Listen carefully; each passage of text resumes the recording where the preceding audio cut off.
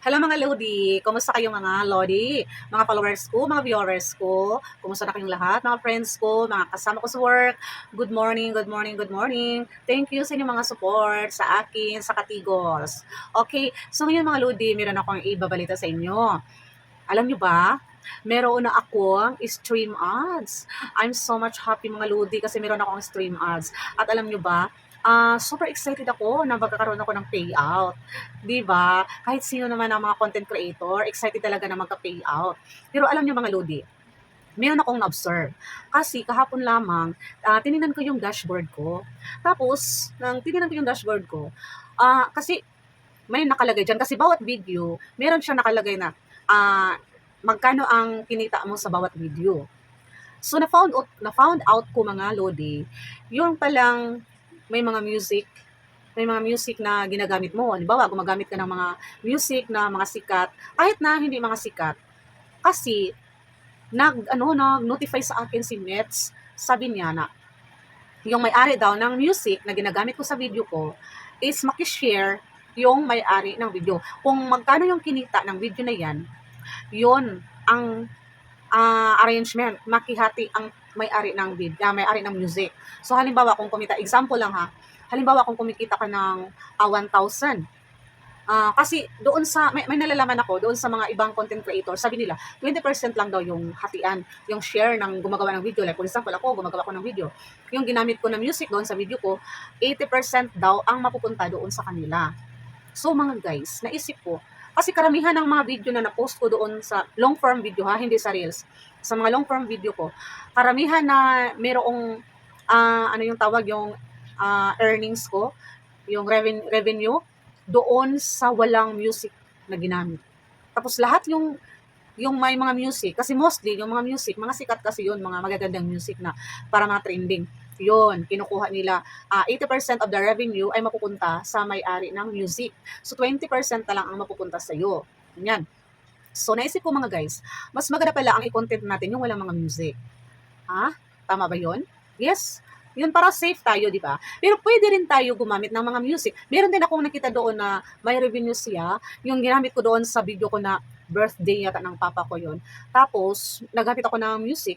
Tapos mga Lodi, ang ginamit ko yung galing sa sound collection ng Facebook. So, legit yun. Free. Walang ano yan, walang copyright claim. Yan. So doon pala tayo kukuha ng mga music na pwede natin ilalagay sa ating content galing sa sound collection ng Facebook. Pero kung gagamit ka, 'di ba kung gagawa tayo ng mag-upload tayo, 'di ba? Pwede tayong maglalagay ng add music. Tapos ayan, may nakalagay na pagpipilian natin. Kung tutuplokin natin yan, pipindutin natin yung add music, 'di ba may nakalagay na mga kanta na binigay ng system. Ayan, pipili tayo. So, hindi pala tayo guys magkumpiyansa doon. Hindi tayo basta-basta na lang pipili doon kasi nga ang Facebook ay nagbibigay sa atin ng music. Hindi pala dapat 'yun ang pipiliin natin. Yung talagang galing sa sound collection ng Facebook, ida-download natin sa ating cellphone, tapos pag mag-i-edit tayo ng video, 'yun ang gagamitin natin. Hindi yung mismo doon sa yung mag-add music, magtuplok, yung pindot tayo ng add music, tapos magpili agad tayo ng mga music doon na ilalagay natin sa ating mga video, ma-reels man or ma-long form video. So, hindi pala guys, kasi nga, ayan, may mag-copyright claim pala yun.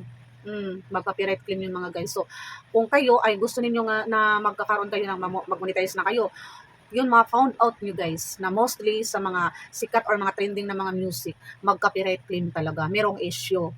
O yung hatian talaga, 20/80 talaga ang hatian. Pero kung galing ka, kukuha ka doon sa sound collection ng Facebook, safe ka. So doon ka guys magkuha. Para yung, di ba, gagawa tayo ng mga video, pinaghihirapan natin. Tapos 20% lang ang mapunta sa atin, o di ba? Ang hirap kaya mag-edit-edit guys ng mga video guys. Mahirap, tapos mag-isip ka pa ano iko-content ko. Nauubusan ka na ng content, tapos anong sakit ang ulo mo. Ano na naman kaya i-content ko? Ganito pabalik-balik lang, o di ba? So, ayan guys. So, gamitin talaga natin ang ating utak. Kahit papaano, yung mga effort natin, ma-monetize natin, pero hindi kalakihan yung mapupunta doon sa may-ari ng music. So para safe, doon ka kukuha sa sound collection ng Facebook. Ayan lang mga guys yung tips ko. Kaya sundin nyo mga guys kasi lahat naman tayo, pareho tayo ng purpose ko. Ano ang aim ko, ano ang goal ko, gano'n din ang sa inyo. O diba? So pareho lang tayo ng goal.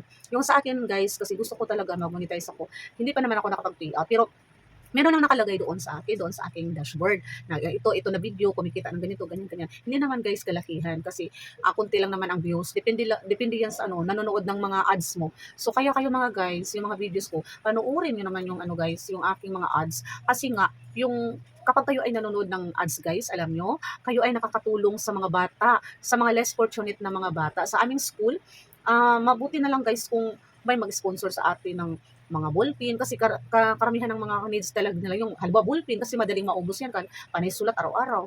So gusto ko talaga guys na ma-monetize ako. Tapos yung mga followers ko, request ko lang sa kanila na sana panoorin nila yung ads sa mga videos ko kasi doon pag na-monetize yan mga guys, lahat yan guys ay mapupunta sa mga bata, sa mga less fortunate children.